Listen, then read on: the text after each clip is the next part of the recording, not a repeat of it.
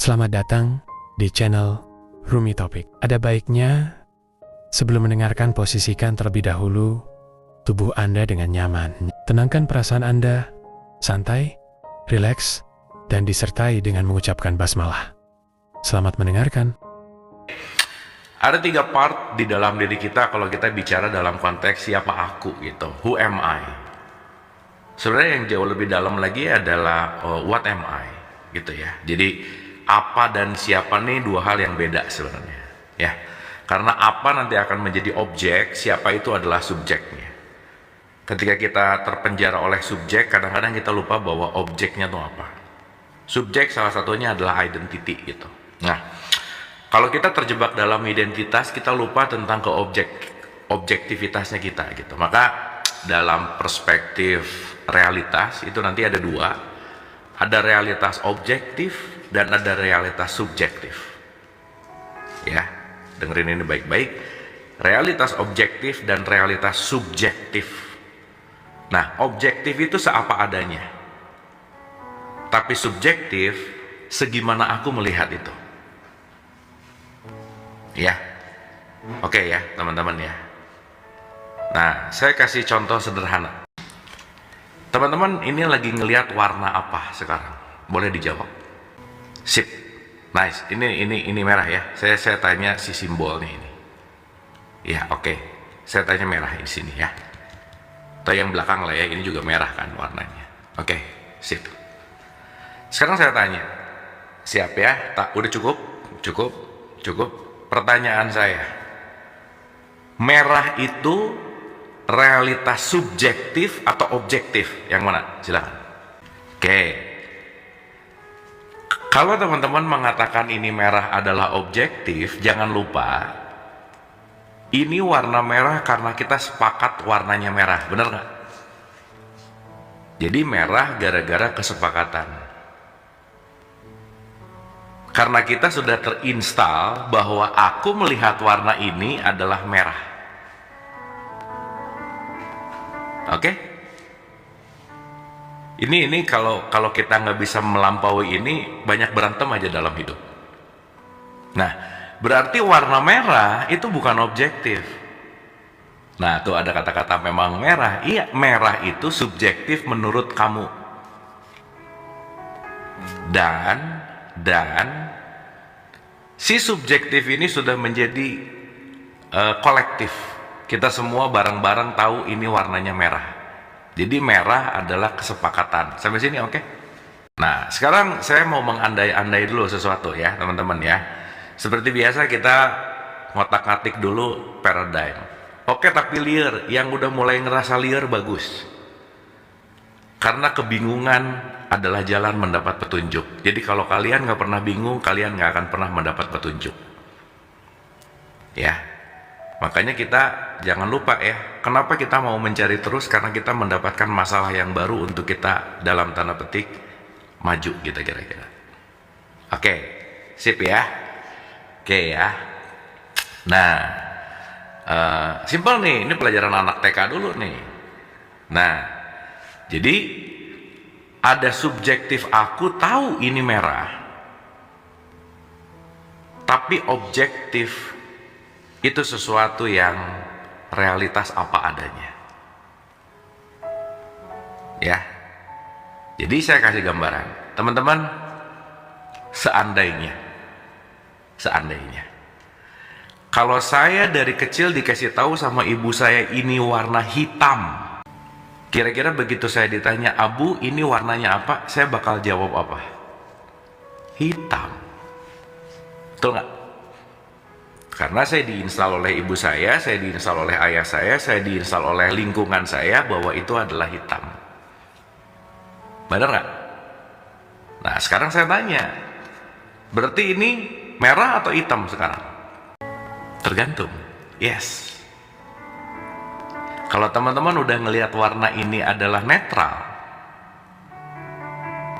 itu udah mulai bisa banyak letting go dalam hidupnya. Itulah yang disebut melampaui dualitas gitu. Gitu kira-kira. Nah ya, pelan-pelan ya. Nih susah nih, cerita ini susah. Kita harus pelan-pelan. Jadi kalau kita bicara bahwa dikit-dikit itu salah, tar dulu, salah itu menurut siapa? Subjektif. Seapa adanya, nggak ada benar, nggak ada salah. Kenapa? Di luar diri kita semuanya netral. Pusing ya? Oke, tar diulang, tenang. Kita bikin pusing dulu. Kenapa? Kalau nggak dibikin pusing, nggak berpikir. Kalau nggak berpikir, nggak akan naik kesadarannya gitu. Nah makanya kita ngajak taklim itu adalah sama-sama mengalami gitu. Berarti kalau taklim sama-sama mengalami, apa yang dialami didasari oleh pemahaman. Nah makanya taklim tuh ngajak mikir sih sebenarnya. Oke, ulang ya. Ulang. Pelan-pelan. 2. Ada realitas subjektif. Oke. Ada realitas objektif. Subjek, objek. Ya. Sip ya. Subjektif itu apa akunya. Objektif itu apa adanya. Dapat? Pelajaran itu harusnya diajarin dari SD. Dan di kita nggak ada pelajaran ini. Di kita itu 2 tambah 2 4, pokoknya 4 aja. Kita dikasih pelajaran tapi nggak pernah diajarin cara mikir. Gitu. Jadi hafal tapi nggak tahu aliran berpikirnya gimana. Sip ya, mulai dapat, mantap. Berarti pertanyaannya, kalau kita melihat secara subjektif, itu terlimitasi dari apa yang kita tahu, betul nggak? Teman-teman kalau nggak pernah ngelihat kartu remi, nggak tahu ini apa loh. Tapi karena terinstall, oh ini kartu remi, angka 7, diamond. Oh diamond juga macam-macam. Ini ada yang ngomong diamond, ada yang ngomong wajik, ada yang ngomong tempe gitu. Terus yang benar yang mana? Yang bahaya cuman tahu bahwa ini adalah 7 wajik, ketika ada orang ngomong itu 7 tempe, kafir lo. Disalahin langsung. Padahal setiap pandangan kaitannya sama subjektif. Oke, sampai sini. Ini kita belum ngomong yang aneh-aneh nih. Ntar kalau udah ngomong ke ranah aneh-aneh banyak yang baper biasanya. Padahal dia hanya mempertahankan subjektivitas dia tanpa dia mengerti apa realitasnya gitu. Sip ya. Benar, kadang-kadang seneng aja nonton, ngerti nggak apa-apa, yang penting seneng dulu. It's okay, anyway, it's okay. Ya. Karena kita lagi mau mengembalikan kita kepada kesejatian kita gitu. Makanya saya selalu mendisklaimer ya, saya tuh nggak penting teman-teman. Jangan percaya sama saya, nggak penting. Tapi apa yang disampaikan, apa yang dialirkan, kita bisa belajar sama-sama gitu. Ya karena saya nggak pengen diikutin, tidak ingin meyakinkan sesuatu, tidak melawan apa-apa, tidak merendahkan apapun. Tapi kita belajar melihat lebih jernih gitu. Gitu ya, karena sekarang kejernihan melihat kita tuh udah tertutup oleh layer. Layer tuh lapisan. Lapisan apa? Lapisan subjektif.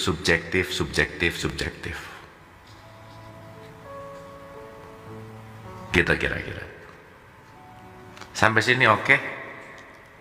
Ingat ya, kalau kita bicara dalam konteks apapun, realitas hidup, objektif hidup, kembali kepada menerima realitas gitu. Kuncinya menerima realitas.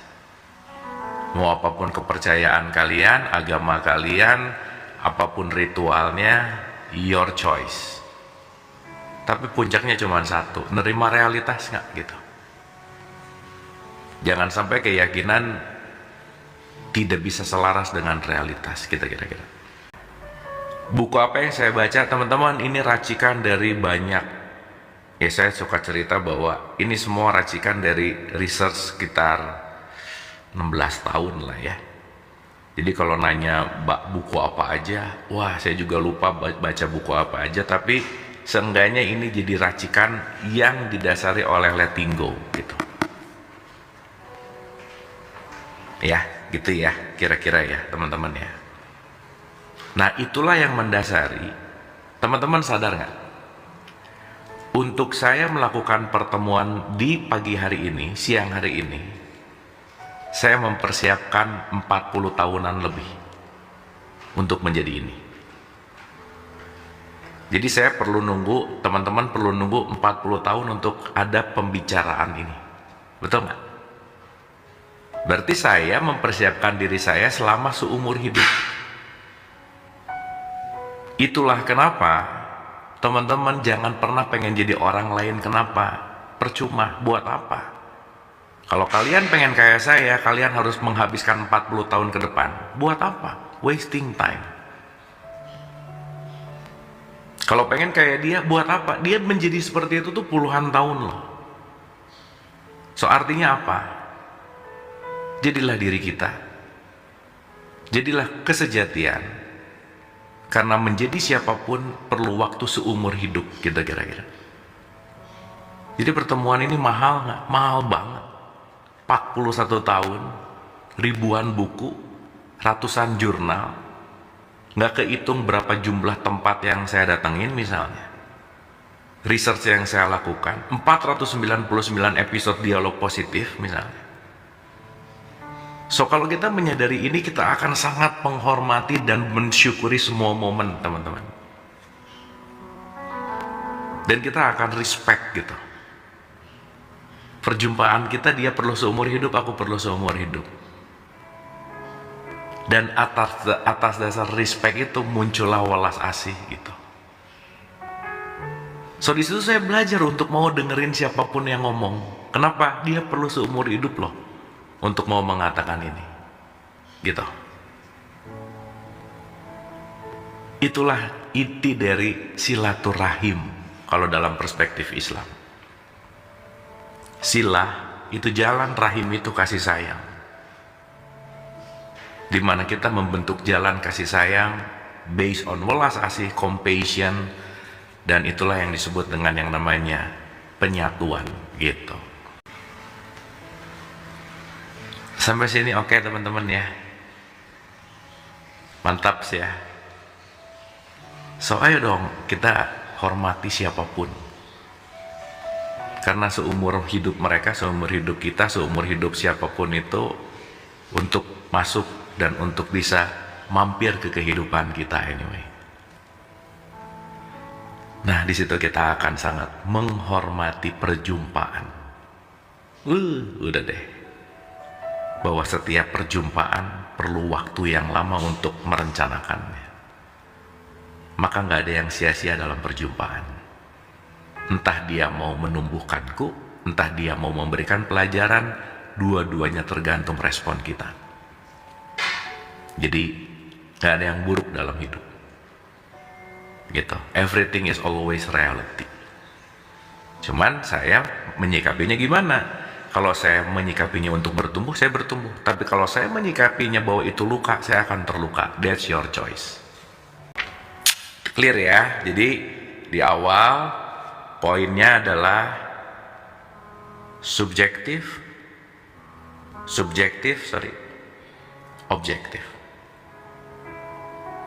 Nanti ada intersubjektif. Lebih asik lagi tuh. Nanti pelan-pelan ya. Supaya nanti kita ngerti. Supaya kita nanti nggak ribut, nggak berantem tanpa sebuah kesadaran gitu. Ya, saya ulang, ada realitas subjektif apa akunya, dan ada realitas objektif apa adanya. Nah, ketidaknyamanan hidup karena apa akunya dan apa adanya berantem terus. Dah, simple, semua penderitaan datang dari situ. Dan kita nggak bisa ngerubah keinginanku terjadi, nggak bisa. Hidup tidak sesuai dengan apa yang aku inginkan, no. Ya, tapi hidup sesuai dengan apa yang terjadi dalam realitas gitu. That's life. Hidup adalah mencicipi semua realitas pelajaran untuk kita mendapatkan ribuan rasa. Kalau kita menolak itu, kita nggak dapat ribuan rasa. Semakin ribuan rasa kita alami, semakin kaya kita.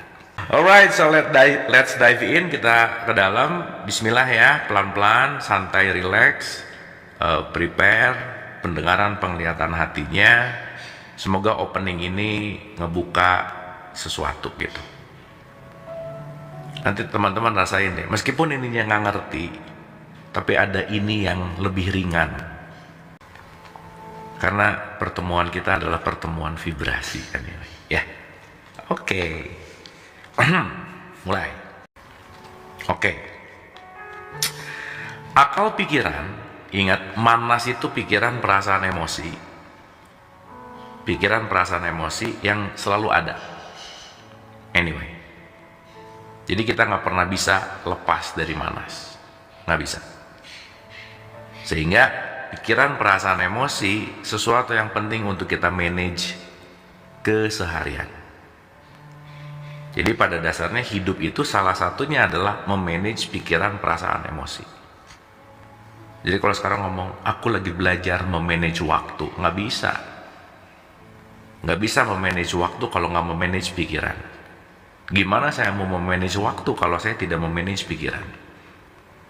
Saya mau memperbaiki keluarga, manajemen family lebih bagus, nggak bisa. Start dari mana? Thinking. Start dari mana? Thought and mind gitu. Dan kalau kita sadar bahwa ini adalah alat yang paling top, jangan-jangan jarang dipakai gitu. Ya. So, ya, dikit ya, supaya ada interaksi. Tangannya boleh dikipet, ya. Begitu saya nanya, langsung jawab ya, untuk menjamin kepolosan. Sesuatu yang ditanya langsung jawab itu apa adanya berarti. Makanya saya selalu ulang-ulang, kalau jujur itu tanpa alasan. Jadi kalau ditanya kamu gini, dia nyari alasan, itu bukan sesuatu yang jujur berarti. Maka spontanitas itu adalah the truth. Ya, dan paling capek menutupi kebenaran untuk berbohong. Berbohong itu sangat menghabiskan energi gitu. Anyway, pertanyaan saya gini. Teman-teman, sering nggak dalam keseharian menggunakan pikiran? Silakan. Iya, kebalik. Yang sering kita digunakan oleh pikiran. Bukan kita pakai pikiran, pikiran yang make kita. Ya, saya ulang dulu ya. Beda. Saya menggunakan pikiran atau pikiran yang menggunakan saya. Maka kalau pikiran yang menggunakan saya jadi budak gitu. Begitu saya jadi budak, saya sama sekali tidak punya kehendak. Free will nggak punya. Karena tiap hari kita diperbudak sama pikiran gitu. Ya. Sip ya. Oke, pelan-pelan ya. Kita akan sampai ke situ nanti.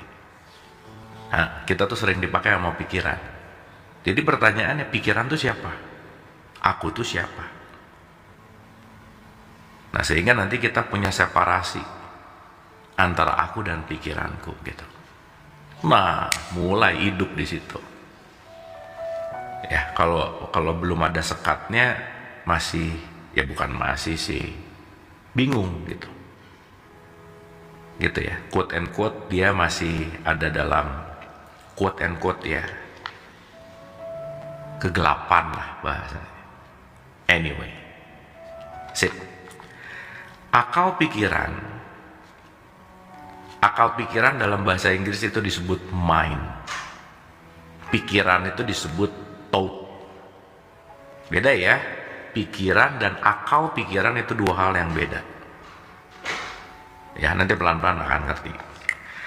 Akal pikiran, mind, yang terdiri dari banyak pikiran, thought. Mind, thought. Nah ini kadang-kadang susah pakai bahasa Indonesia terminologinya karena dua-duanya kalau di bahasa Indonesiain pikiran. Thought pikiran, mind pikiran. Oke. Mind yang terdiri dari banyak thought digerakkan oleh perasaan. Sok, kenalin dulu mekanismenya. Siapa yang menggerakkan siapa? Ya.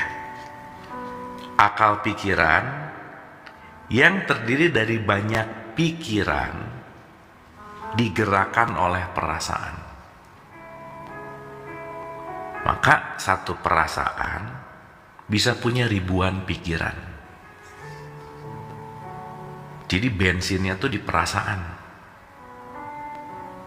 Jadi kalau perasaannya nggak beres,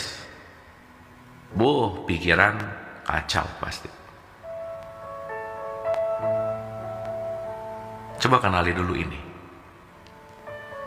Karena kalau kita tidak mengenali ini, mau kalian sholat, mau kalian ibadah, zikir, mau ke gereja, ke pura, apa, itu hanya menjadi ritual, tapi tidak mengenali self gitu. That's okay, itu okay pada tahapannya, tapi masa kita nggak mau berubah gitu kira-kira. Ya. Jadi di segitiga manas tadi, pikiran, perasaan, emosi. Makanya salah satu bentuk saum adalah how to manage your feeling. Bagaimana kita memanage perasaan, itu namanya puasa. Jadi puasa sebenarnya bukan urusan gak makan gak minum aja, bukan. Makanya teman-teman puasa jangan basa-basi cuma di bulan Ramadan, lanjut gitu. Dan puasa itu bukan untuk golongan tertentu, enggak, untuk siapapun yang beriman. Dan beriman gak ada urusannya sama agamamu apa gitu. Karena kenapa? Ini adalah salah satu latihan untuk melakukan manajemen perasaan, gitu kira-kira. Dapat ya? Dan perasaan tuh mau kamu agamanya apa, suku bangsa apa, nggak ngaruh. Gitu. Karena perasaan nanti kaitannya sama software. Software dan software gitu. Anyway. Dapat ya teman-teman ya, saya ulang. Pelan-pelan ya. Akal pikiran yang terdiri dari banyak pikiran, mind yang terdiri dari thought, digerakkan oleh perasaan. Setiap perasaan adalah bentukan kumulatif dari ribuan pikiran. Setiap perasaan adalah bentukan kumulatif dari ribuan pikiran. Berarti, ketika kita berbicara tentang sebuah perasaan, datang dari ribuan pikiran gitu. Artinya, ketika kita berbicara dalam konteks perasaan, nanti ini sering disebut nafs gitu. Ketika ini disebut nafs, dia akan mengontrol semua pikiran dan itu akan melakukan sebuah tindakan gitu. Gitu kira-kira. Nah, jadi kalau kita mulai ngerti bahwa ternyata ada aku sebagai tubuh fisik. Melampaui fisik ada aku sebagai tubuh mental. Apalagi nanti kalau tubuh mental melampaui esensial. Kita akan mengerti ini dalam sebuah holistik gitu kira-kira. Ya, nah artinya setiap perasaan adalah bentuk kumulatif dari ribuan pikiran. Ini penting banget teman-teman. Karena once kita mastery perasaan kita akan mastery hidup. Gitu. Dan jangan lupa bahwa setiap apapun yang keluar dari seseorang itu menentukan kualitas isinya. Jadi ya udah aja. Ketika ada seseorang mengatakan A, mengatakan B, ya itu di dalamnya. Jadi kalau ada orang ngeluarin sampah, emang di dalamnya banyak sampah, selesai. dan kita yang mendengarkan punya kekuatan mau ngambil sampahnya atau enggak. Tapi dengan sadar, ketika saya sadar bahwa itu sampah, ngapain diambil? Ya udah aja sih, gitu.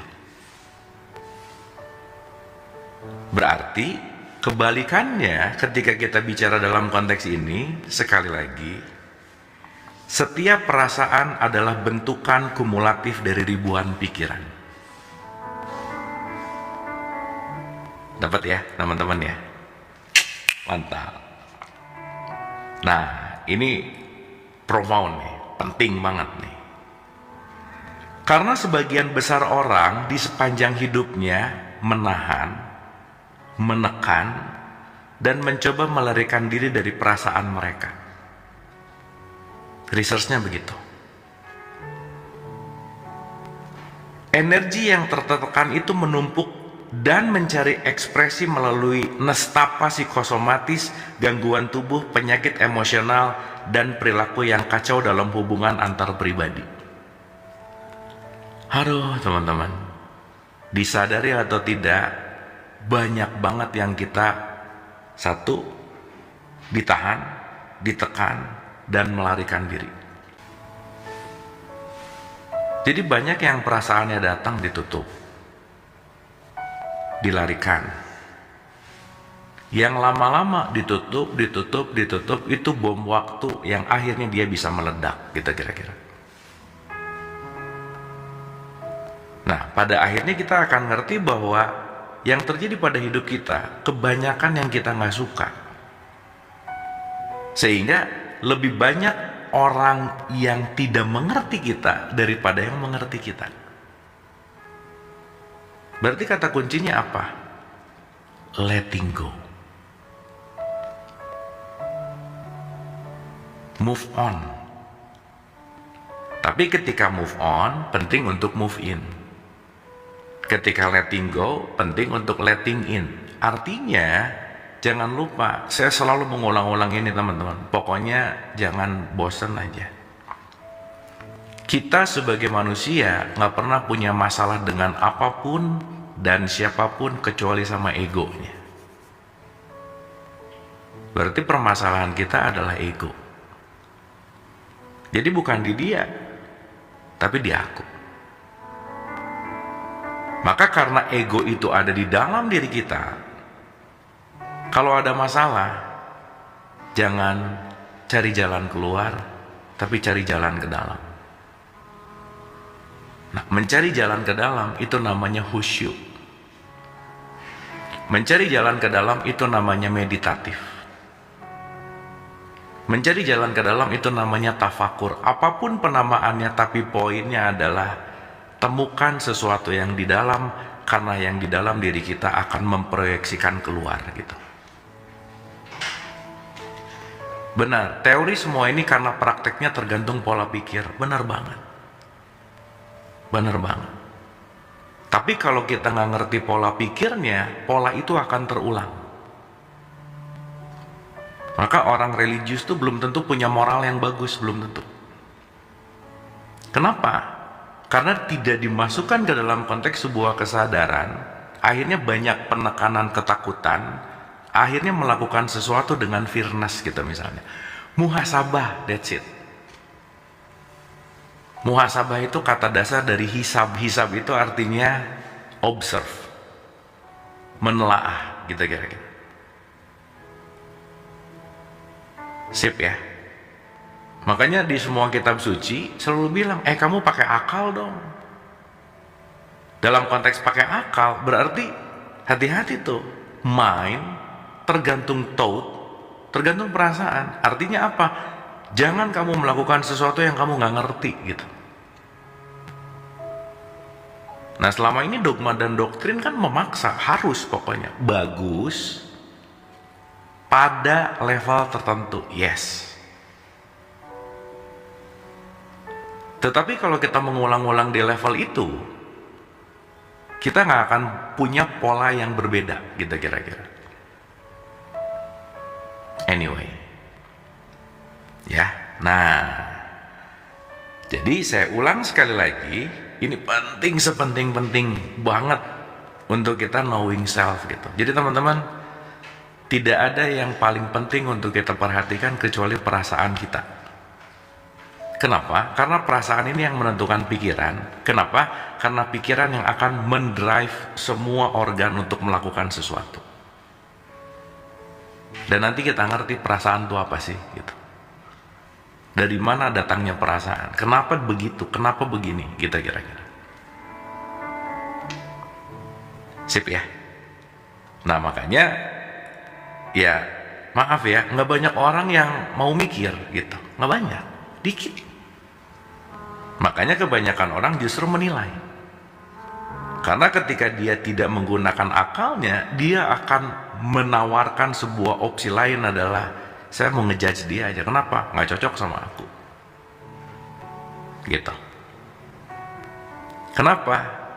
Realitas subjektifnya menguasai gitu. Esensinya ada di situ gitu.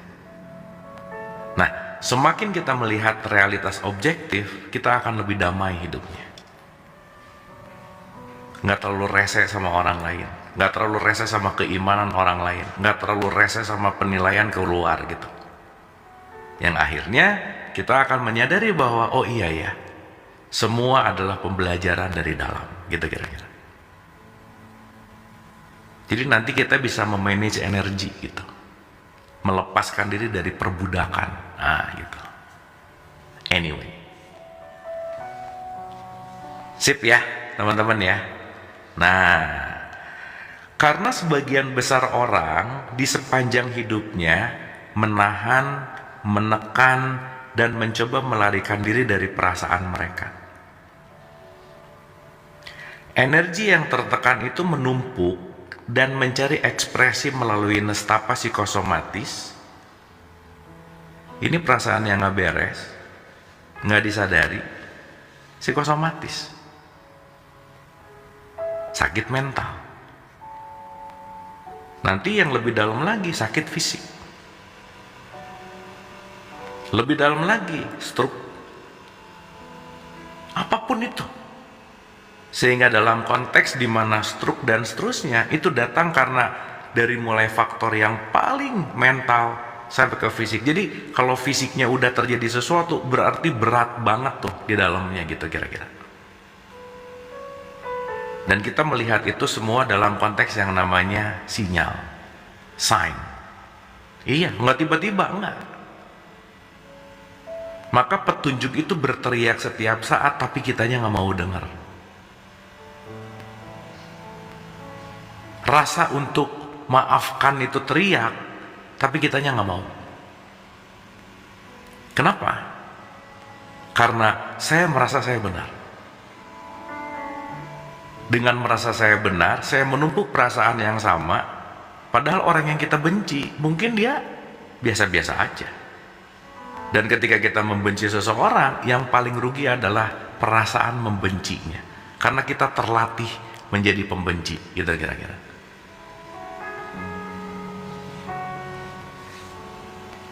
Dapat ya? Bagaimana cara memaafkan? Ngerti ini. Ngerti bahwa memaafkan itu merusak dirimu. Ngerti bahwa tidak memaafkan itu menghancurkan diri kita gitu. Gitu kira-kira. Dan nanti kita ngerti bahwa letting go itu adalah melepaskan. Dan kita akan benar-benar bisa mengerti semua apa yang kita lakukan. Kenapa? Karena kita benar-benar menyadari, bukan karena kebiasaan.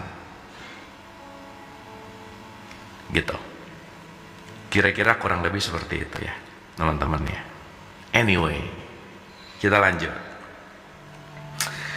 Perasaan-perasaan yang terakumulasi, nih ya, penting nih, menghalangi pertumbuhan spiritual, kesadaran, serta kesuksesan dalam banyak bidang kehidupan. Oh, ini ngaruh banget sama rezeki, ngaruh banget sama karir, ngaruh banget sama pencapaian-pencapaian apapun. Karena softwarenya nih yang gak beres. Ketika si software ini gak pernah diregulasi, kita lupa bahwa segala bentuk perilaku itu datang dari software kita gitu. Jadi kalau sekarang kita ngelihat, jangan ngelihat orang itu sukses, tapi lihat kebiasaannya apa. Kok dia bisa gitu? Lihat dia memanage dirinya seperti apa gitu. Belajar. Nah sekarang sukses sedikit dari kita, julid, dasar dia sih kayaknya ini deh itu, apapun ya, apapun gitu.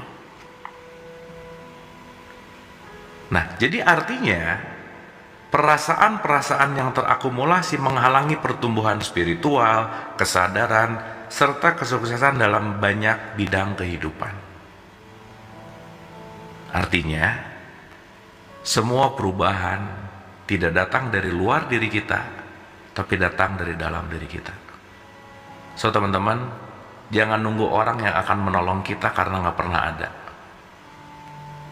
Karena perjalanan hidup nggak bisa diwakilkan. Semuanya tergantung bagaimana kita mau memanage diri ini gitu. Gitu kira-kira. Ya. Sama halnya ketika kita melihat apapun dalam kehidupan, ketika melihat objektif, that's it. Yuk kita belajar melihat objektif.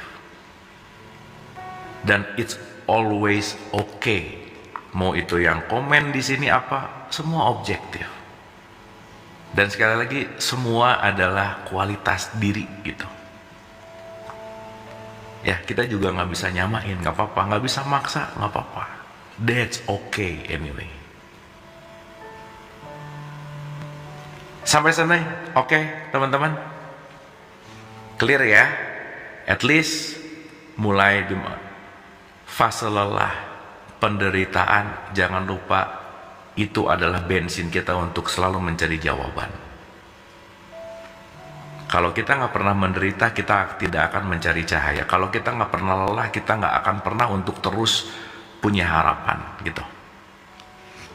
Dan kalau kita ngelihat itu semua dalam satu kesatuan untuk kita terus bertumbuh, maka semua itu hanya menjadi bensin kehidupan kita gitu, untuk terus kita bertumbuh. Berarti tergantung dari respon kita. Saya mau menjadikan ini untuk bertumbuh, atau saya mau menjadikan ini untuk terluka. Pilihanmu. Maka hati-hati dalam memilih. Gitu. Ya. Jadi teman-teman, somehow kadang-kadang kita penting untuk ngerti gini. Apa sih yang mendorong kita untuk terus mencari jawaban? Penderitaan loh. Karena penderitaan membawa kita untuk finding more, lagi gitu. Harapan pasti. Jadi nanti kita ngerti bahwa masalah itu adalah jalan untuk kita masuk gitu. Jalan untuk kita masuk ke dalam, dan jalan untuk kita maju. Kalau nggak ada masalah dalam hidup, kita nggak maju gitu kira-kira. Sip ya teman-teman ya. Getting clear ya. Makanya jangan bosan, saya selalu mengutip statementnya Rumi bahwa luka adalah tempat cahaya masuk. Kalau nggak ada luka, nggak akan mungkin ada cahaya yang masuk. Kita perlu diletakkan dulu untuk ada cahaya masuk. Maka kalau kita merubah perspektif masalah itu menjadi jalan cahaya, kalau kita melihat perspektif bahwa semua masalah itu adalah untuk membuat aku lebih maju, dan itu akan menjadi sesuatu hal yang membuat kita bertumbuh gitu. Karena semuanya adalah pilihan. Oke teman-teman ya, itu pemanasannya. Itu pemanasannya. Ya, itu udah kita bahas. Dan kita akan bicara ke chapter berikutnya. Kita bicara dalam konteks mekanisme pelepasan. Ya, kita masuk ke mekanisme pelepasan supaya kita dapat how to-nya gitu. Gimana sih? Tapi at least mulai ada perasaanku, ada pikiranku. Rumi itu Jalaluddin Rumi, nanti boleh dicek ya. Dia salah seorang sufi besar lah. Ya cek aja Jalaluddin Rumi gitu. Banyak banget statement-statement yang super keren dari beliau. Ya, oke. Nggak retak lagi, tapi bolong nggak bagus. Udah bolong kan berarti jalannya lebih gede gitu. It's okay, nanti ngerti kok. Suatu saat nanti kita akan sangat bersyukur terhadap semua kepahitan dan kepedihan hidup, karena tanpa itu semua kita nggak mungkin ada di kelas ini gitu. Gitu ya, kira-kira ya. Sip ya. Dan nanti ngebedain banget gitu mana orang yang penuh harapan dan mana orang yang penuh dengan ketakutan, penuh dengan kecemasan. Kalau orang penuh dengan kecemasan, dia akan ngelihat susahnya, nggak mungkin, ribet. Tapi once penuh dengan harapan, that's it. Saya mau berubah gitu. Saya akan menjadikan semua ini adalah bensin untuk saya bisa move on. Dan that's your choice. Pilihanmu gitu kira-kira. Oke ya teman-teman ya. Oke, kita masuk ke chapter baru. Mekanisme pelepasan. Judul besarnya Pelepasan melibatkan kesadaran atas sebuah perasaan. Membiarkannya muncul ke permukaan, bertahap menghadapinya, dan membiarkannya pergi dengan sendirinya tanpa keinginan untuk mengubah atau melakukan apapun terhadapnya.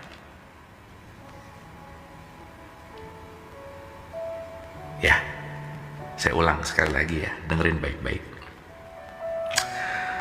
Pelepasan melibatkan kesadaran atas sebuah perasaan. Sadar aku sedang merasakan ini. Jadi kalau teman-teman lagi marah, belajar untuk ini. Bukan aku marah, bukan. Aku sadar akan perasaan marah, karena marah bukan aku. Aku sadar aku cemburu, karena cemburu bukan aku. Aku sadar lagi bete, karena bete bukan aku. I am aware of. Saya menyadari perasaan, karena perasaan bukan aku. Karena kalau kita langsung ngomong aku marah, yang dianggap marah diri ini.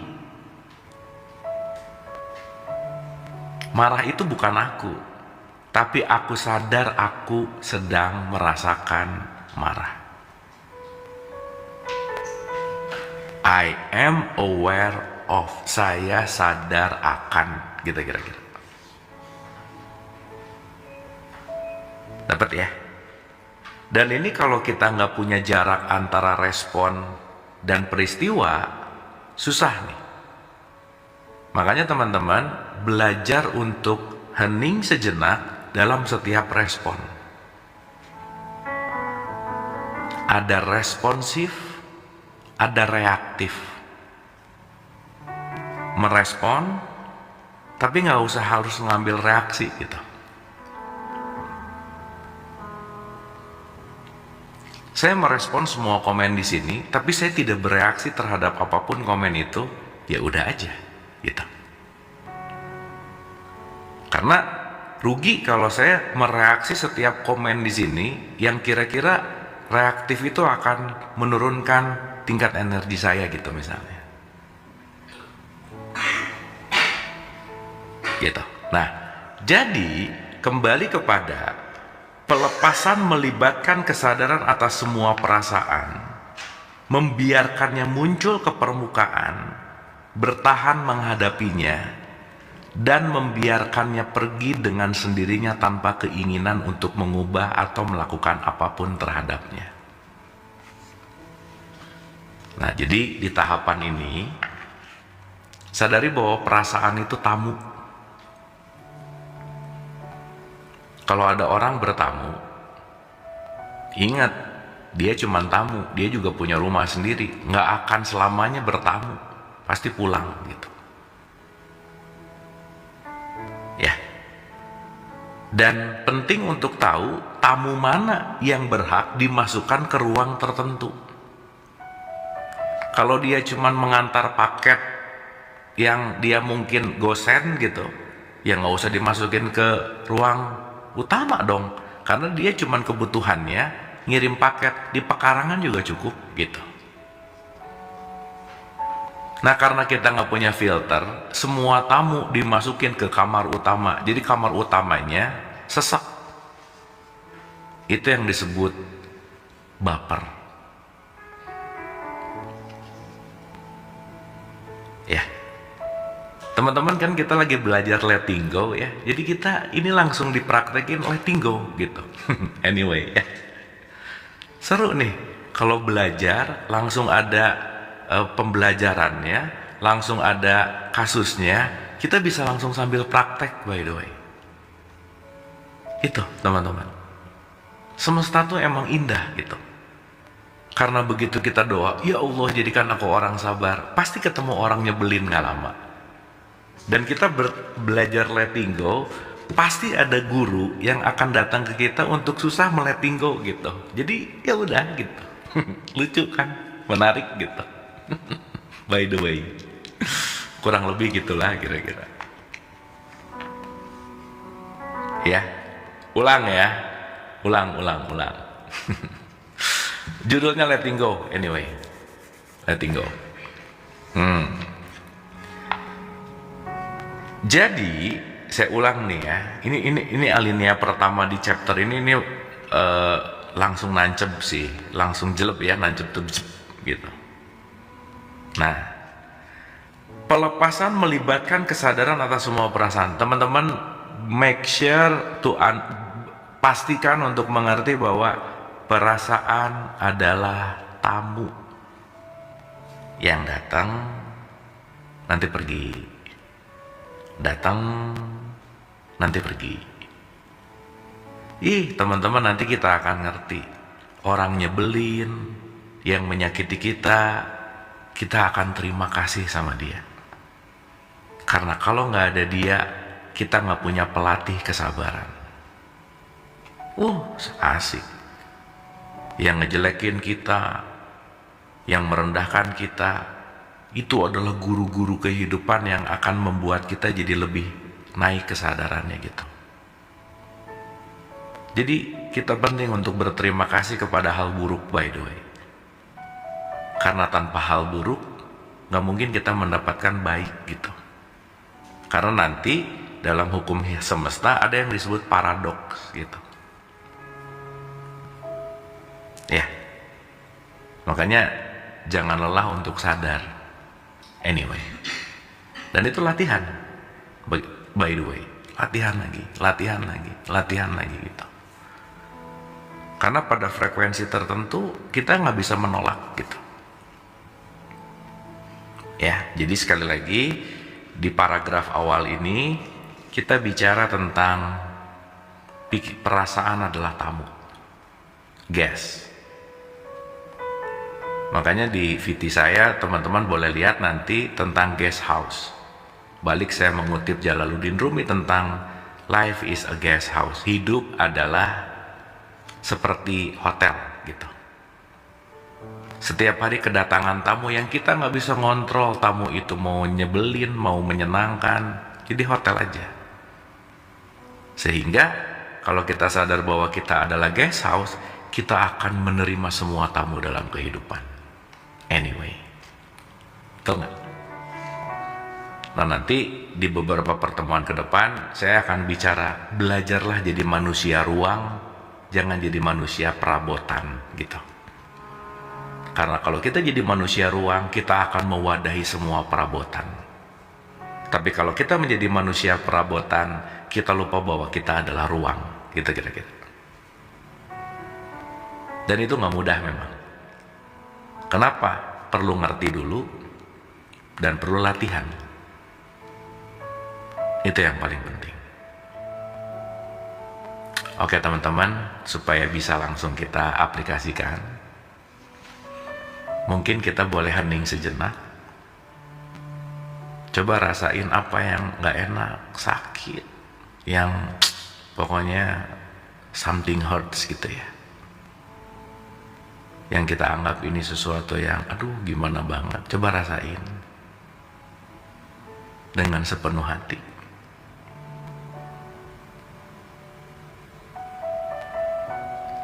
Dan dengan kerendahan hati, dengan penuh kasih sayang,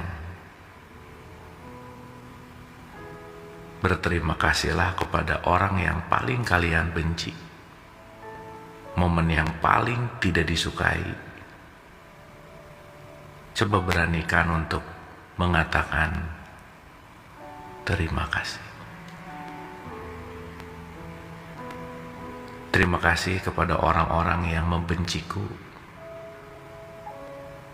Terima kasih kepada semua momen yang aku anggap itu tidak baik. Terima kasih. Karena semesta mendatangkan itu semua untuk menumbuhkanku menjadi orang yang lebih baik dari hari kemarin. Terima kasih.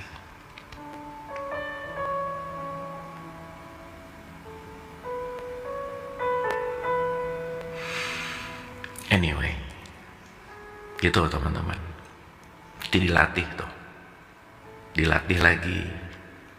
Dilatih lagi. Itu nanti pelan-pelan letting go. Letting go.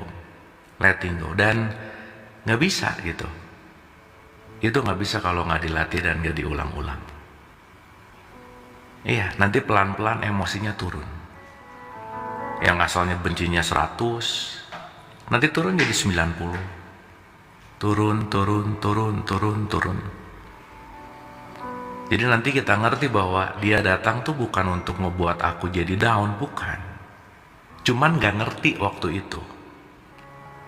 Nah sekarang udah ngerti, oh iya ya. Ternyata bentuk kasih sayang Tuhan yang menyamar menjadi yang menyebalkan, dia menyamar aja sih. Untuk aku belajar. Cuman karena aku gak ngerti, jadi aku menganggap itu hal buruk gitu. Oke teman-teman, sampai sini dapat ya.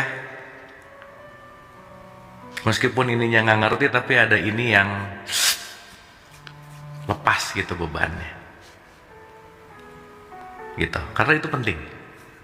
Meskipun nanti datang lagi, tapi seenggaknya kita meregulasi gitu. Seenggaknya kita bisa masuk ke mengurangi attention atau energi ke perasaan itu gitu.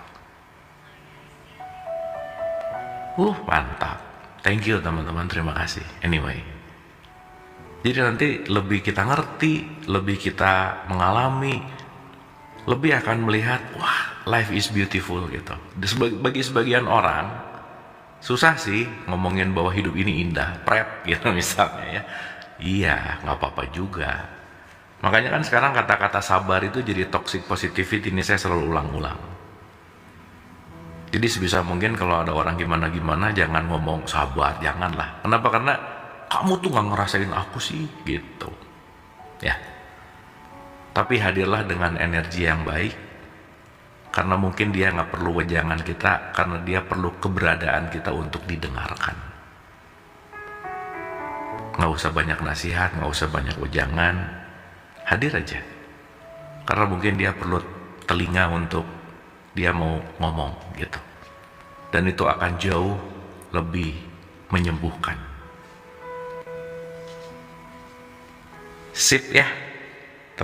Pelepasan melibatkan kesadaran atas sebuah perasaan, membiarkannya muncul ke permukaan, bertahan menghadapinya, dan membiarkannya pergi dengan sendirinya tanpa keinginan untuk mengubah atau melakukan apapun terhadapnya. Oke? Ini berarti sekedar membiarkan perasaan itu berada di sana dan berfokus pada pelepasan energi di balik perasaan tersebut. Nah, teman-teman harus ngerti ini sih. Perlu ngerti ini. Perlu ngerti ini. Ya, contoh. Energi itu PLN di rumah kita. Ya. Ketika si energi adalah PLN yang menjadi listrik, listrik akan mengalir ke TV misalnya.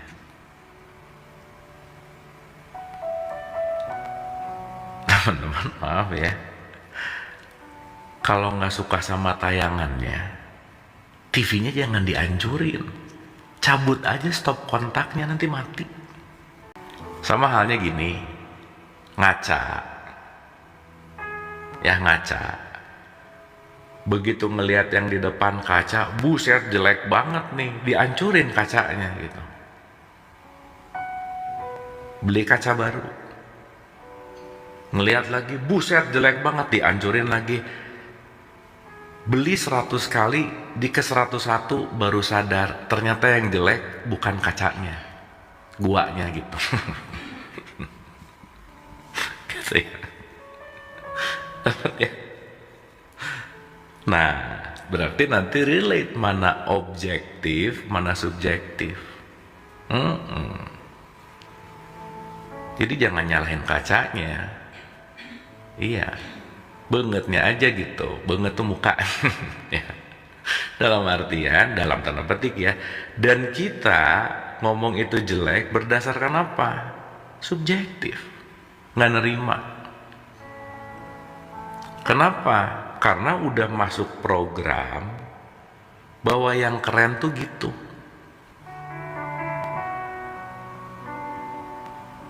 Gitu. Jadi kebanyakan orang berusaha mengganti kaca diulang-ulang tapi nggak ngerawat mukanya gitu. Berusaha merubah orang lain tapi tidak merawat cerminannya gitu. Ya. Dan ini kalau dilakukan ulang-ulang, uang habis, sampah kacanya banyak, nggak merubah keadaan hidup gitu. Sehingga ketika begitu ngaca, yang disenyum-senyumin yang di kaca, oh ya kamu senyum dong, tapi yang ngacanya gini. Nah gitu. Tapi tanpa mengapa-ngapa, tidak mengapa-ngapa, begitu saya senyum, yang di depan kaca ikut senyum. Betul nggak? Jadi sekarang kalau mau merubah apapun faktor eksternal, proyeksinya yang dibenerin gitu.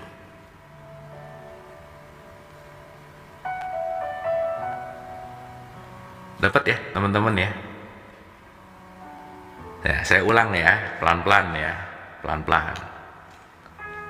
Ya istighfar bagus sih. Tapi kebanyakan yang istighfar sekarang tuh latah biasanya ya. Subhanallah, alhamdulillah, latah. Ya bagus juga sih. Tapi kalau itu punya kesadaran, dia nggak hanya bunyi gitu. Dia nggak hanya sebuah habits gitu, tapi that's it. Aku ngerti nih. Kenapa itu sendiri? Kenapa itu keluar? Kenapa itu bunyi? Aspun bener.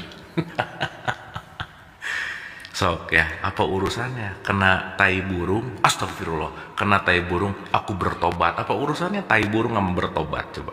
Kan latah itu namanya. Terus kelihatannya, wih, religius banget ya, gitu. Gitu sih, tapi ya udah.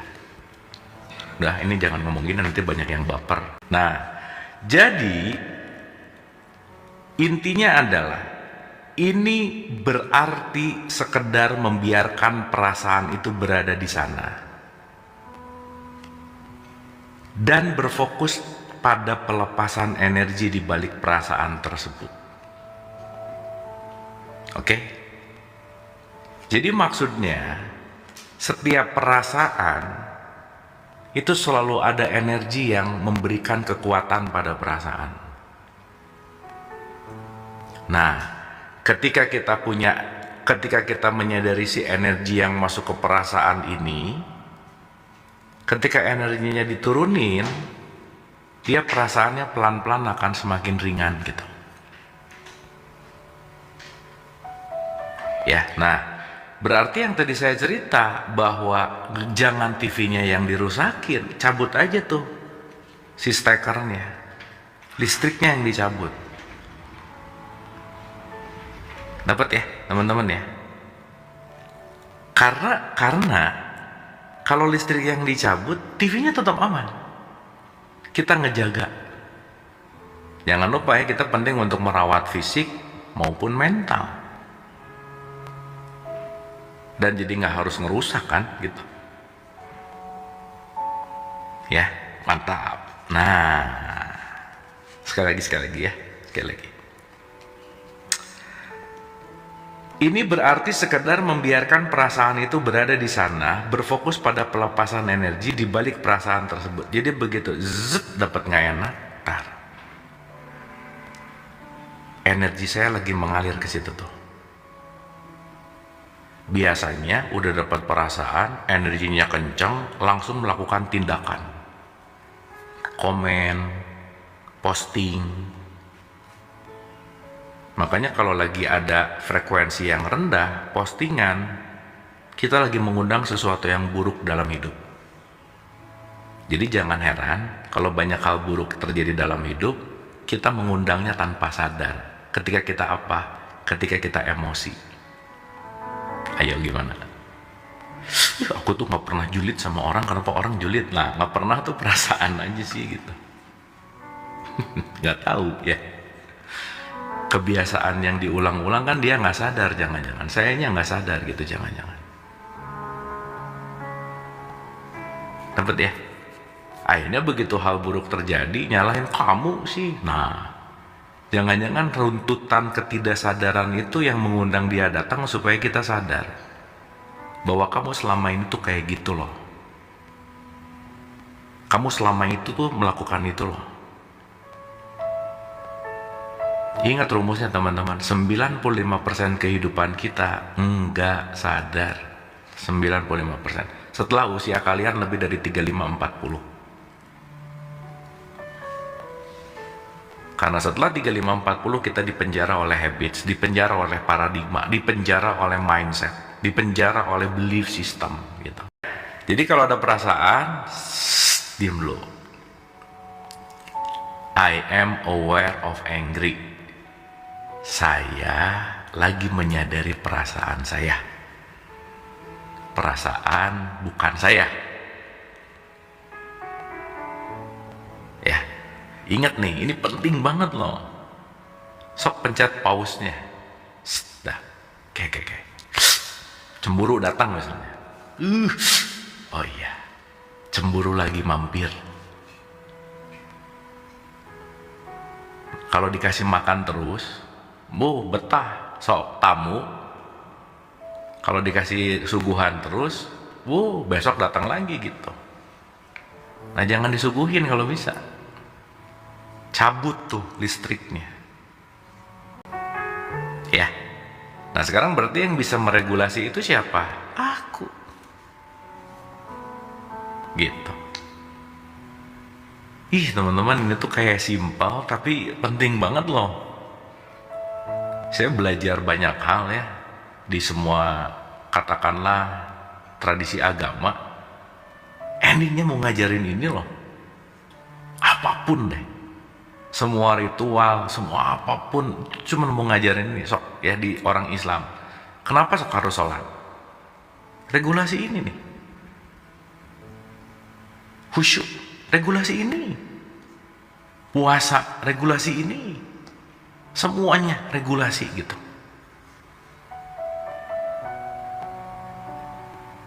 Gitu kira-kira.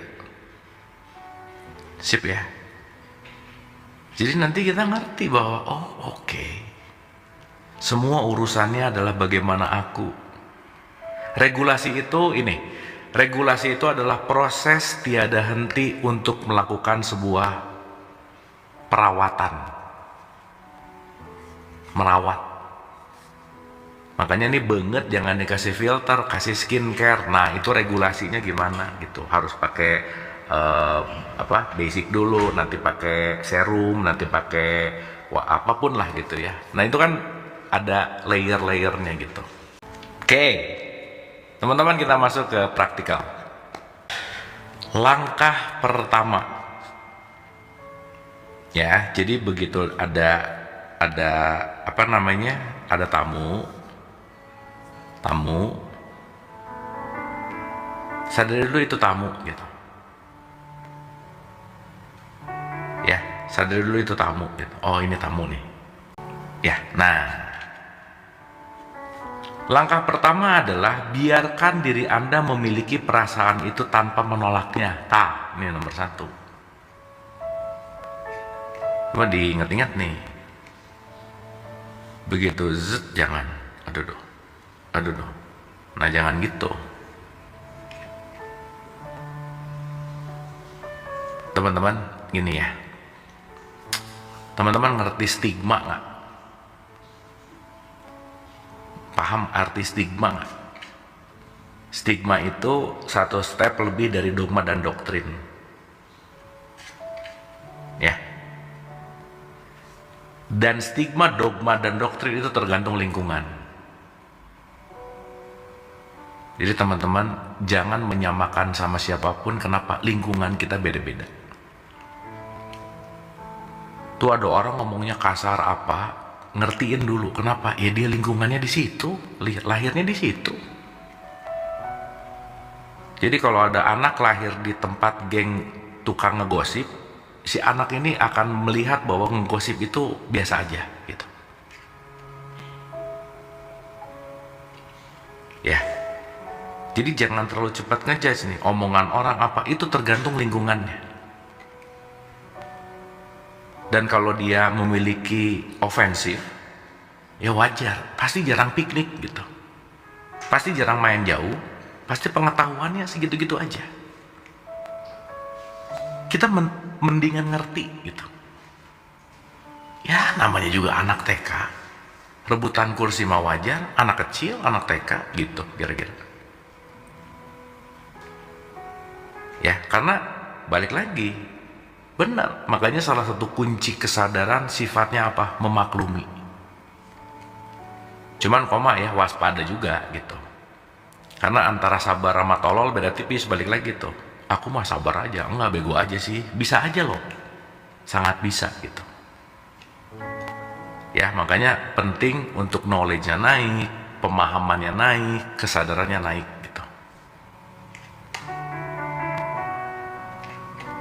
Sip ya.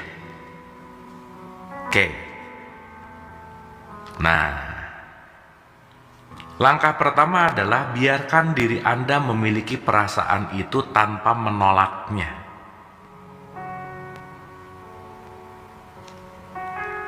Mengekspresikannya, takut terhadapnya, mengutuknya, atau menghotbahinya.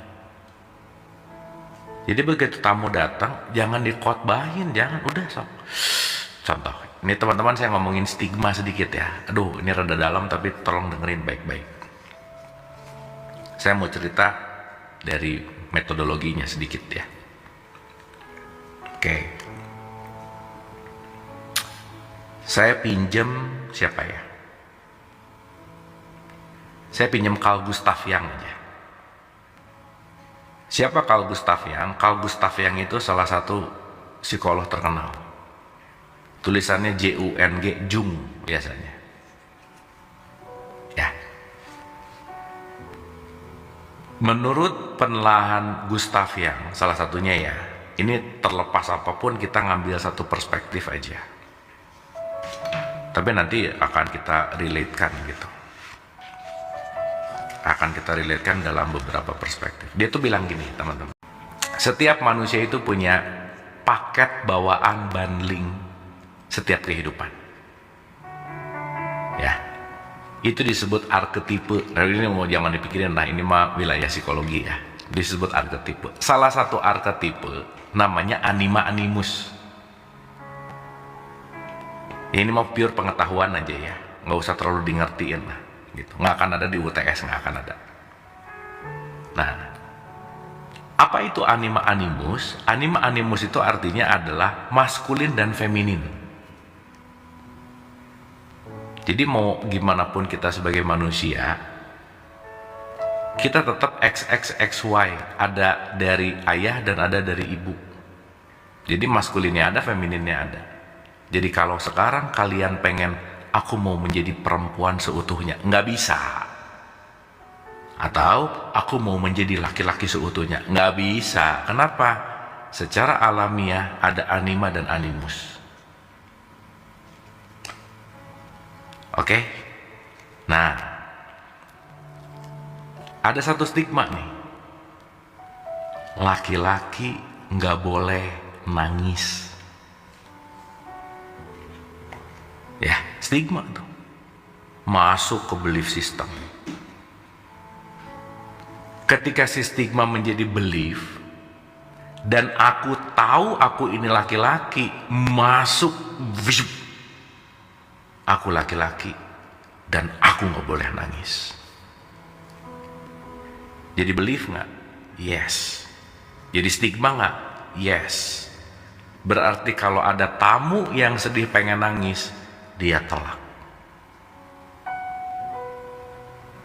Berarti kan nggak cocok sama Hawkins tadi bilang, jangan dihotbahi, jangan ditolak. Gitu. Jadi dia perlu nangis, nyari dulu pojokan yang kosong, baru abis gitu ngerasa bersalah. Aku bersalah nih abis nangis, kenapa? Kan aku laki-laki, aku tuh nggak boleh cengeng gitu. Ayo. Bahaya nggak? Realitas subjektif.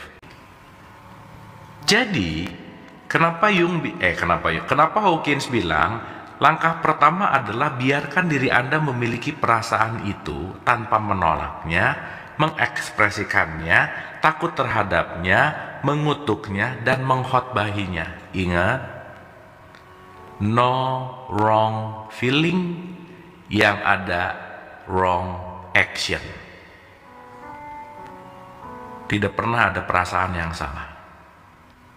Yang ada adalah respon dari perasaan terhadap tindakan yang tidak tepat.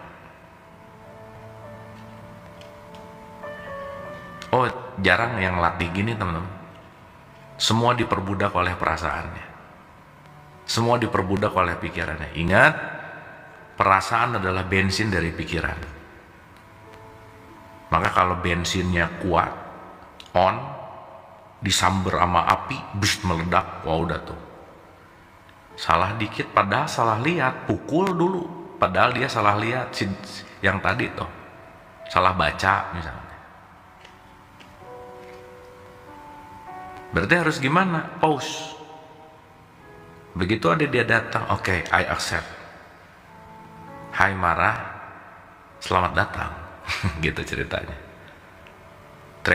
Thank you ya udah datang, udah bertamu nih. Ada kamu lagi ngasih pesan apa sama saya gitu? Apa yang kamu hendak sampaikan sesuatu? Kenapa? Ada apa nih gitu? Ya meskipun nggak literally gitu ya, tapi ini saya mau bicara tentang self talking. Teman-teman jangan lupa ya. Saya mau nanya dulu deh. Aduh, tapi kasihan yang jawab. Tapi nggak apa-apa ya, nggak apa-apa ya. Coba siap, pertanyaan terakhir sebagai closing. Renungin, langsung jawab ya. Renungin, langsung jawab nih. Siapa orang yang paling sering kita ajak ngobrol dalam keseharian? Sok dijawab. Teman-teman, nggak ada siapapun yang paling sering diajak ngobrol kecuali aku, diri sendiri. Jadi pastikan sama self talkingnya ngobrol yang banyak hal yang baik dalam tanda petik. Kalau udah jomblo, lu aku jarang gitu. Padahal self talking itu penting. Nah maksud saya, ketika si tamu itu lewat, self talking dulu. Hei marah, kamu kenapa datang? Ada apa? Mau menyampaikan pesan apa? Nah kalau kita udah terbiasa gitu, akan ada waktu antara peristiwa yang datang dan aksi yang kita lakukan. Kita belajar responsif tapi tidak reaktif gitu. Dapat teman-teman? Ngerti ya? Sip ya? Gitu. Nah, setelah kita udah punya gap antara kejadian sama aksi, di situ kita bisa mulai bicara, saya bisa menguasai diri gitu. Makanya kalau kita nggak belajar menguasai diri, diri yang menguasai kita gitu.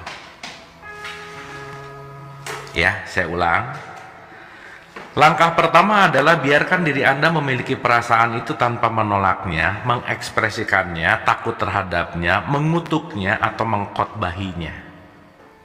Itu berarti tidak memberikan penghakiman dan melihat itu hanyalah perasaan. Just feeling. Dah. Itu dulu aja. Tekniknya adalah Anda bersama perasaan itu dan lepaskan semua upaya untuk memodifikasinya dengan cara apapun. Lepaskan keinginan untuk menolak perasaan itu.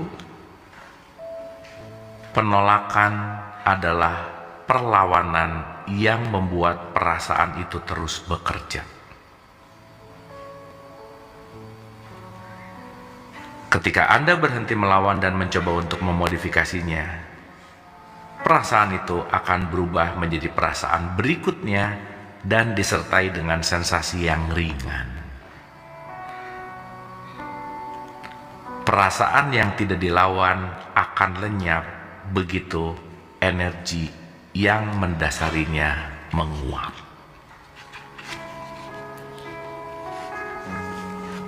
Nah, jadi apa makna sabar? Sabar adalah menguapkan energi pada perasaan, alias nyabut steker listrik supaya TV-nya mati.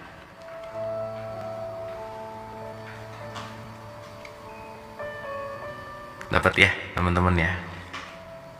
Nah, jadi nanti kita akan ngerti, oh ternyata ini energi yang harus saya alirkan ke tempat yang lebih tepat aja sih, gitu.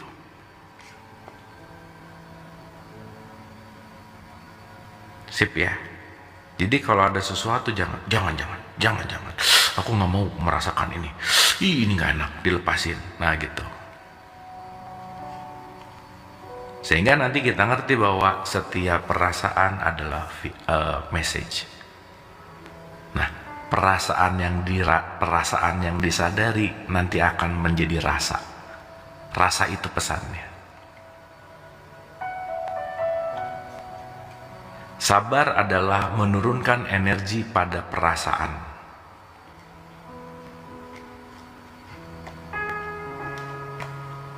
Nah, menariknya benar. Mau siap nggak siap, tamu ini random. Karena tergantung dari situasi, tempat, apa yang dilihat. Karena semua apa yang kita lihat relate kepada memori.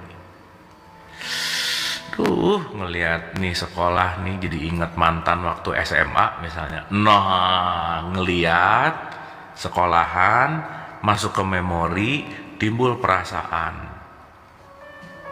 WhatsApp nggak ya? Nah, mulai itu. Ya. Reuni lah, udah tuh. Reuni tuh mengacak-ngacak memori tuh, seru. Ya. Jadi nanti kita ngelihat runtutannya jelas gitu teman-teman. Kenapa aku gini? Oh, ingat ya, panca indera sebagai jembatan masuk ke memori, memori nanti masuk ke perasaan, perasaan nanti masuk ke pikiran, pikiran nanti ke emosi, emosi terus looping. Gitu. Oke teman-teman ya, hati-hati, semuanya pasti punya memori. Every place, setiap tempat, setiap apapun pasti relate kepada sesuatu. Teman-teman, sapu tangan itu akan memiliki different memory kepada seseorang ketika orang, maaf ya, teman-teman, ini penting untuk kita ngerti kenapa kita penting untuk menghargai siapapun. Ketika ada orang ngelihat sapu tangan tuh bisa nangis-nangis nih, ya Allah. Terus buat orang awam yang ngelihatnya, lebay banget loh, lihat sapu tangan aja nangis. Ternyata apa coba? sapu tangan ini dikasih sama ibunya yang baru aja meninggal. Jadi dia melihat sapu tangan, dia melihat ibunya. Nah, nanti ngerti nih, kemana saja kamu menghadap, kamu melihat aku. Apa maksudnya? Kita akan bahas di episode yang akan datang gitu. Oke ya, teman-teman ya. Jadi sekali lagi, intinya di pertemuan kita kali ini, bagaimana kita bicara atau bagaimana kita menyadari tentang regulasi dari perasaan. Dan nanti kalau kita ngerti, dan gak ada yang ngerti sih, semuanya berproses untuk semakin mengerti. Anda telah menonton video ini hingga di penghujung video.